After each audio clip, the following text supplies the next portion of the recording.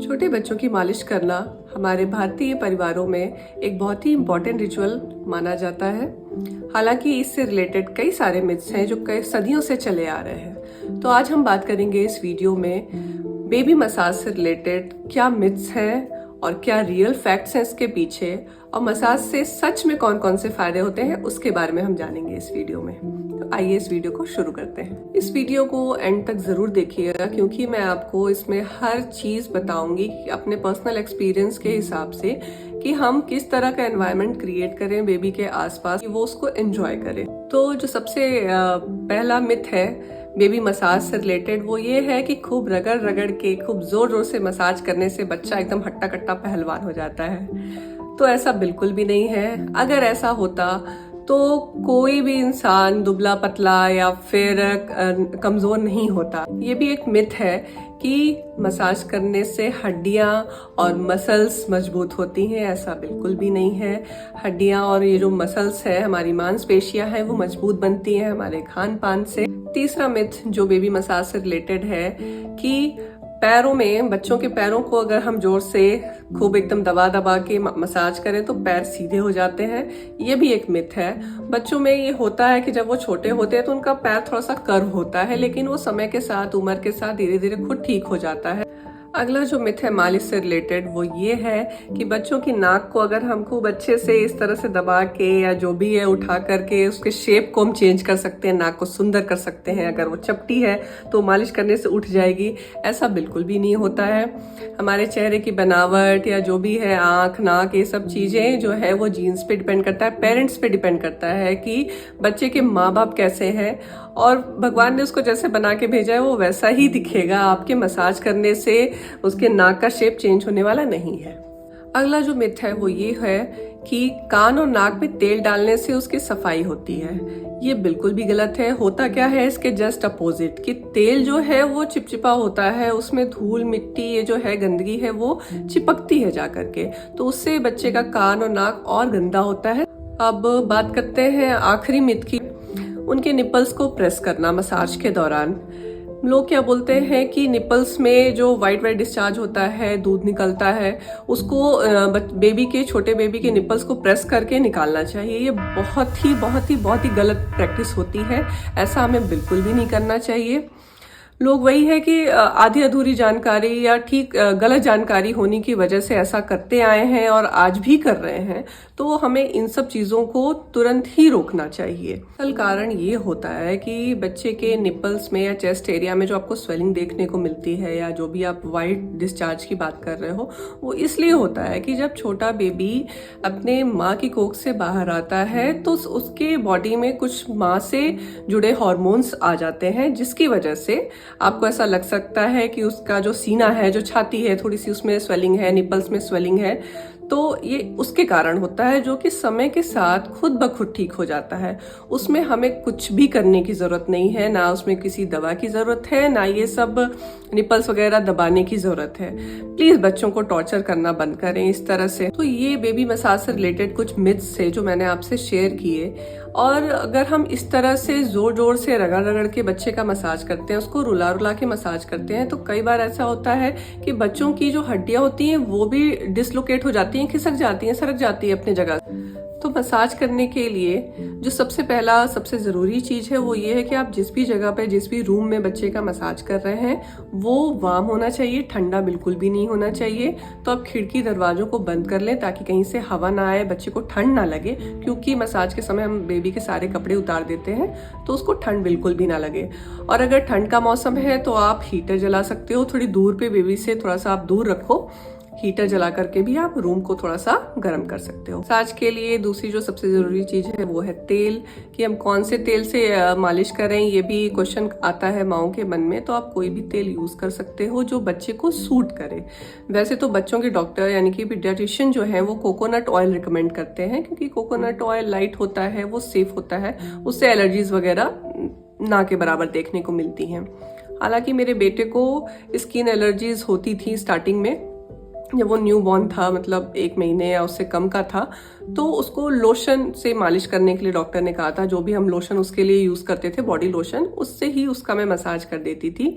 फिर धीरे धीरे जब वो 1 महीने या 2 महीने का हो गया तो मैं कोकोनट ऑयल से उसका मसाज करने लग गई थी। तो आप भी देखें कि आपके बेबी को कौन सा ऑयल सूट कर रहा है, आप उसको यूज़ कर सकते हो या फिर आप कोकोनट ऑयल भी यूज़ कर सकते हो। मसाज जो है वो हल्के हाथों से होना चाहिए, ना कर कि बहुत ज़ोर ज़ोर से दबा दबा के रगड़ रगड़ के, बिल्कुल भी नहीं। आप सॉफ्टली आराम से जेंटली आप उसका मसाज करो ताकि बेबी जो है मसाज को एंजॉय करे, उससे वो रिलैक्स हो।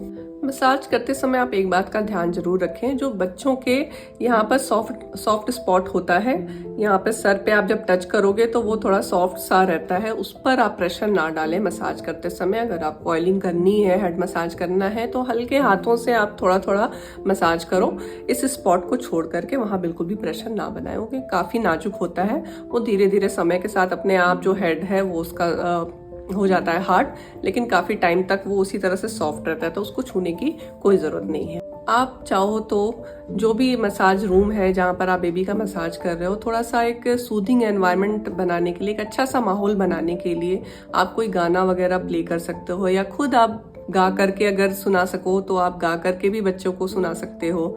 मैं क्या करती थी कि जब मैं अन्वित का मसाज करती थी तो पूरी तरह से रूम वगैरह बंद करके, ताकि इधर उधर से डिस्टर्बेंस ना हो, कोई आए जाए ना, तो उससे बच्चे डिस्ट्रैक्ट हो जाते हैं और फिर भागना शुरू कर देते हैं। तो मैं क्या करती थी कि रूम में खिड़की दरवाजे सब बंद करके अच्छे से उसको बेड पर लेटा करके, हाँ उसको वो पैर पे, क्या होता है कि मसाज लोग कैसे करते हैं बच्चे का कि पैर पे लेटा करके फिर मालिश करते हैं, लेकिन मेरे बेटे को ये भी पसंद नहीं था, वो बहुत रोता था इस तरह से मसाज करने पे। और जब हम उसको नीचे लिटाते थे, बेड वगैरह पे अच्छे से लिटा करके मसाज करते थे, तो वो आराम से करवा लेता था। तो मैं उसका मसाज ऐसे ही करती थी कि रूम में मैं क्या करती थी कि कृष्ण भगवान के कुछ भजन चला देती थी मोबाइल पर, ऑडियो वीडियो नहीं, बच्चों को मोबाइल नहीं दिखाना चाहिए, तो भजन वगैरह में चला देती थी। उसको कृष्ण के भजन बहुत पसंद थे और वो एक अच्छा सा एनवायरनमेंट हो जाता था, मुझे भी अच्छा लगता था, बच्चा हंस रहा है कि उसी में एंजॉय कर रहा है, मसाज भी हो रही है, तो एक बॉन्डिंग, एक अफेक्शन जो है ट्रांसफर हो रहा है, एक बॉन्डिंग बन रही है मेरे और मेरे बेटे के बीच, या जो भी और कोई मसाज कर रहा है उसके साथ। तो इस तरह से आप भी ट्राई कर सकते हो बच्चों को इंगेज करने के लिए। कोई जोर जबरदस्ती नहीं, बच्चा एंजॉय करे उस हिसाब से आप मसाज करिए, बच्चे के हिसाब से मसाज करिए, अपने सेटिस्फैक्शन के लिए नहीं कि नहीं मसाज करना है ये सोच लेकर के आप मसाज ना करो। बच्चा एंजॉय करे, रिलैक्स हो, ये सोच करके आप मसाज करेंगे तो बच्चा अपने आप एंजॉय करेगा उस प्रोसेस को। मसाज आप दिन में 2 या 3 बार कर सकते हो, जैसी आपकी सहूलियत हो, जैसा आपके पास समय हो। अधिकतर हम क्या कर सकते हैं कि बच्चे को सुलाने के पहले अगर मसाज कर दे, जैसे जब बच्चे का सोने का टाइम हो रहा है, तो मसाज करने से क्या क्या फायदे होते हैं, आइए चलिए अब उनके बारे में बात करते हैं। तो मसाज का जो सबसे पहला बेनिफिट है, जो उसका फायदा है, या कह सकते हैं कि मसाज क्यों करना चाहिए, उसका जो सबसे पहला रीजन है वो ये है, बच्चे के साथ एक प्यारा सा रिश्ता बनाने के लिए, एक बॉन्डिंग बनाने के लिए होना चाहिए। दूसरा जो फायदा होता है मसाज का वो ये है कि मसाज करवाने के बाद बच्चों को जो नींद होती है वो बहुत अच्छी आती है। मसाज करने से बेबी की जो स्किन होती है वो भी काफ़ी अच्छी होती है, क्योंकि हम जब ऑयल लगा रहे हैं स्किन पर तो मॉइस्चराइज हो रही है, उससे उसकी जो स्किन है वो सॉफ्ट होती है। मसाज करने से ब्लड सर्कुलेशन भी काफ़ी इम्प्रूव होता है बेबी का। बच्चे को अगर कोलिक या फिर गैस की प्रॉब्लम है तो मसाज उसमें भी यूजफुल हो सकता है। अगर हम सॉफ्ट हाथ से उसके टमी एरिया पे मसाज करें धीरे धीरे तो उसको गैस के प्रॉब्लम में भी रिलीफ होगी, दर्द से थोड़ी उसको राहत मिलेगी। और आखिरी और सबसे इम्पोर्टेंट जो इसके पीछे बेनिफिट होता है, जो फायदा होता है, वो ये है रिलैक्सेशन। बच्चा जो है वो खूब रिलैक्स हो जाता है, मस्त हो जाता है, मसाज करने के बाद उसको अच्छा लगता है, हैप्पी हैप्पी फीलिंग आती है। तो रिलैक्सेशन जो है वो मेन मकसद होता है मसाज करने का। तो देखिए, कोई भी चीज गलत तब हो जाती है जब उसको फोर्सफुली किसी पर थोपा जाता है, या फिर उसके आसपास एक स्ट्रेस क्रिएट कर दिया जाता है कि देखो तुम ऐसा नहीं करोगे तो ऐसा हो जाएगा बच्चे को, देखो तुमने ऐसा नहीं किया था तो उसकी वजह से ऐसा हो रहा है। हमें एक्चुअल रीजन तो पता नहीं होते हैं, लेकिन हम इधर उधर चीजों को रिलेट कर देते हैं बेबी की प्रॉब्लम से, कि अगर बच्चे को ये प्रॉब्लम हो रही है तो तुमने ऐसा नहीं किया था इसलिए ऐसा हो रहा है। तो ये गलत है। आप बिना मतलब का स्ट्रेस ना क्रिएट करें फैमिली में नई माँ के लिए, क्योंकि वो ऑलरेडी उसका बच्चे के साथ साथ एक माँ का भी नया जन्म होता है, तो उसके आसपास स्ट्रेस और गिल्ट का वातावरण ना क्रिएट करें। देखिए, समय के साथ बदलना बहुत ज़रूरी होता है और बदलाव ही एक ऐसा नियम है जो सबसे बड़ा सत्य है। गीता में भी ये लिखा गया है कि जो सबसे बड़ा सत्य है वो है बदलाव, कि जीवन में बदलाव आने ही है। तो समय के साथ साथ हम आगे बढ़ते हैं, एजुकेट होते हैं, चीज़ों के बारे में हमें जानकारी मिलती है। आज साइंस भी काफ़ी आगे बढ़ चुका है पहले के टाइम से। तो ज़रूरी है कि हम अपने नॉलेज को लोगों में फैलाएं, उनको शिक्षित करें, चीज़ों के बारे में बताएं जिनको इनके बारे में नहीं पता है।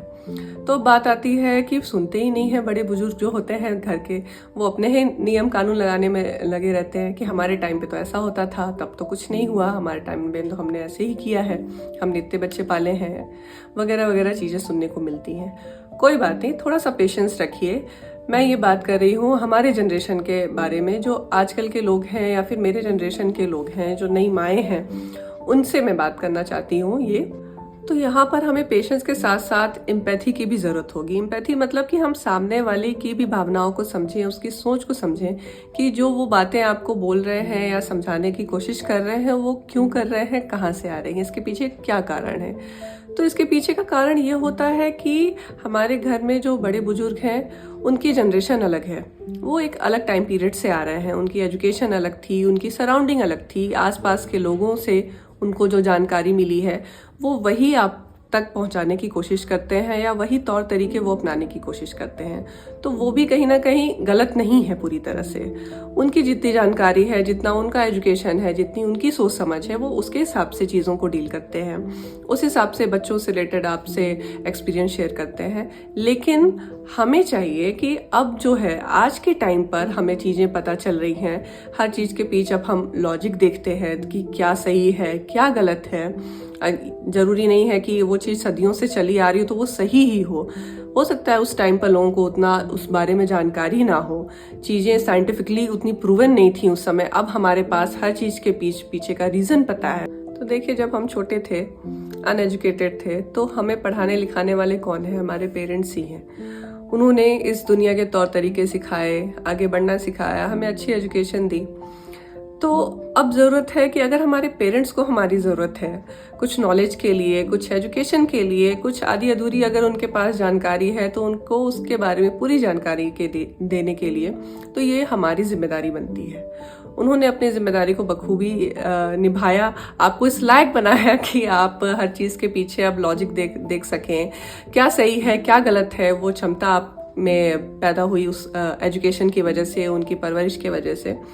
तो हताश होने की ज़रूरत नहीं है, गुस्सा होने की ज़रूरत नहीं है, और बीच का रास्ता अपनाएं। अपनी बात को आप पोलाइटली प्यार से समझाएं और काउंसलिंग करें उनकी कि अब जो है चीज़ें चेंज हो रही हैं और क्या सही है क्या गलत है उसके बारे में थोड़ा सा डिस्कशन करें, प्यार से समझाएं। हो सकता है वो समझ जाएंगे इस बात को। थोड़ा सा पेशेंस रखें, हो सकता है समय लगेगा बट चीज़ें ठीक हो जाएंगी। और अगर बात करें घर के बुजुर्गों के बारे में, तो ये आपकी भी जिम्मेदारी बनती है कि आप बच्चों को समझें, उनकी भी सुने। ठीक है, आपके पास कोई जानकारी है, पर हर चीज़ में बदलाव आता है समय के साथ साथ। पहले के ज़माने में हम बैलगाड़ी का इस्तेमाल करते थे कहीं भी आने जाने के लिए, लेकिन आज ज़माना कहाँ से कहाँ पहुँच गया। हम हवाई जहाज़ से कहीं भी जा सकते हैं, कितनी गाड़ियाँ आ गई। तो अब हम बैलगाड़ी का इस्तेमाल तो नहीं करते एक जगह से दूसरी जगह जाने के लिए। पहले के ज़माने में हम खत का इस्तेमाल करते थे, चिट्ठियाँ लिखा करते थे एक दूसरे को से बातचीत करने के लिए, अगर कोई दूर है उससे बात करनी है तो। अब क्या करते हैं, अब तो हमारे हाथों में है मोबाइल, व्हाट्सएप, इंस्टाग्राम, ये सब चीज़ें पहले तो नहीं थी ना।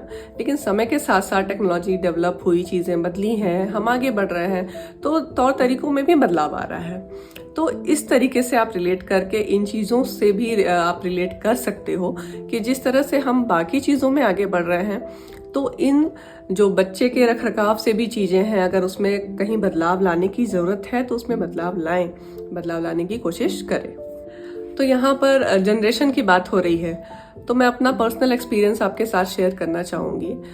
मेरी जो फैमिली है वो जॉइंट फैमिली है, 3 पीढ़ियाँ साथ में रहती हैं। मेरे ग्रैंड पेरेंट्स हैं जो कि अब 80+ हो चुके हैं, मतलब 80 से ऊपर की उनकी उम्र है। मेरी फैमिली, मेरे माँ बाप, चाची चाचा, हर उनकी फैमिली, हर कोई है साथ में सब लोग रहते हैं। लेकिन कभी भी हम लोगों ने ये सब चीज़ें फेस नहीं की। हो सकता है मैं लकी हूँ इस मामले में कि मेरे ग्रैंड पेरेंट्स की जो सोच है वो ज़माने के साथ काफ़ी ऊपर है, वो काफ़ी एडवांस सोच रखते हैं। कि जब मेरा बेटा हुआ, अन्वित की मैं बात करूं, जब वो पैदा हुआ उसके बाद से फिर मालिश वाला जो रूटीन है, सिस्टम है, उसके साथ भी शुरू हो गया। मालिश वाली बुलाई जाती थी मालिश करने के लिए। तो अन्वित की जब मालिश होती थी और मालिश वाली उसकी मालिश करती थी और वो रोता था, काफ़ी चीखता चिल्लाता था, तो मेरे दादाजी बाहर से भाग करके आते थे, मना करते थे। वो गुस्सा होते थे, डांटते थे कि मत करो, अब मालिश करने से, रगड़ने से बच्चा पहलवान हो जाएगा, उसको रुलाने की कोई ज़रूरत नहीं है। तो वही है कि मैं लकी हूँ इस मामले में कि मुझे ऐसे ग्रैंड पेरेंट्स मिले हैं जो कि इन सारे मिथ्स से में बिल्कुल भी विश्वास नहीं करते हैं। उनकी सोच और हमारी सोच काफ़ी हद तक मैच करती है, लेकिन ज़रूरी नहीं है कि हर घर में ऐसा माहौल हो, इस तरह की सोच हो। तो कोई बात नहीं, इसके लिए हमें बिल्कुल भी हताश होने की ज़रूरत नहीं है और ना ही निगेटिव एनवायरनमेंट क्रिएट करने की ज़रूरत है। आप पॉजिटिविटी के साथ, सही सोच के साथ, प्यार के साथ चीज़ों को समझाओ, करो, तो बड़े भी आपको प्यार करते हैं और उस नन्ही सी जान को, आपके बच्चे को प्यार करते हैं, तो उस चीज़ को समझेंगे। मेरे सिटी में मैं जहाँ जाती थी अपने बच्चे को लेकर के दिखाने के लिए, मैं उनसे हर चीज़ डिस्कस करती थी। कोई भी कंफ्यूजन हुआ, किसी भी तरह का डाउट हुआ, तो मैं डॉक्टर से ज़रूर क्लियर करती थी उन चीज़ों को कि क्या सही है, क्या गलत है, क्या करना चाहिए, क्या नहीं करना चाहिए। मुझे काफ़ी हद तक नॉलेज मेरे डॉक्टर से मिली। तो मैं ये आपको भी एडवाइस करूंगी कि अगर आपको लगता है कहीं भी नई माँ के मन में ये हिचकिचाहट या कुछ भी डाउट आता है कि ये जो चीज़ें हो रही हैं वो सही हैं कि नहीं, बच्चे के लिए ज़रूरी है या नहीं, इसको करना चाहिए कि नहीं, तो अपने डॉक्टर से ज़रूर बात करें। मेरे हिसाब से जो सबसे पहली जिम्मेदारी है वो माँ बाप की है, माँ की है। तो कई माएँ हैं जिनके अंदर वो इसलिए भी नहीं बोल पाती क्योंकि उनको उनमें क्लियरिटी नहीं होती है कि ये सही है कि गलत है कि क्या है। उनको सही नॉलेज नहीं होती है, आधी अधूरी जानकारी होती है, तो वो अपोज भी नहीं कर पाती, खिलाफ उसके बोल भी नहीं पाती कि मत करो, ऐसा मत करो, क्योंकि उनको कहीं ना कहीं ये डर होता है कि अगर बच्चे में कोई दिक्कत हुई या कुछ हुआ तो फिर हो सकता है ये चीज़ सुनाई जाएगी कि देखो तुमने ऐसा नहीं किया इसलिए बच्चे के साथ ऐसा हो रहा है। तो please educate your self and your family members, और इस तरह की चीज़ों को, ये जो भी मिथ्स चले आ रहे हैं बेबी केयर से रिलेटेड, इसको रोकिए।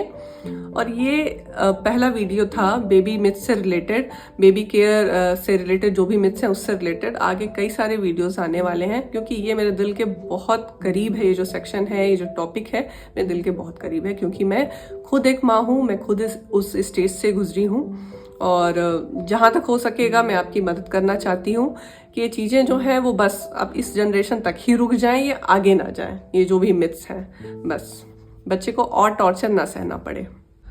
तो मसाज करते समय हमें जो अपने दिमाग में रखना चाहिए कि मसाज किस लिए हम कर रहे हैं, वो ये है कि बच्चे के साथ एक अच्छी प्यारी सी बॉन्डिंग बनाने के लिए, उसके साथ प्यार मोहब्बत दिखाने के लिए, एक अच्छा सा कनेक्शन बनाने के लिए मसाज इसलिए होना चाहिए। तो बस मेरी रिक्वेस्ट है नई माओं से कि आप मसाज को, माओं से और घर वालों से भी, बाकी घर वालों से भी मेरी ये रिक्वेस्ट है कि आप मसाज को बॉन्डिंग के रूप में देखें, बेबी को रिलैक्स करने के रूप में देखें।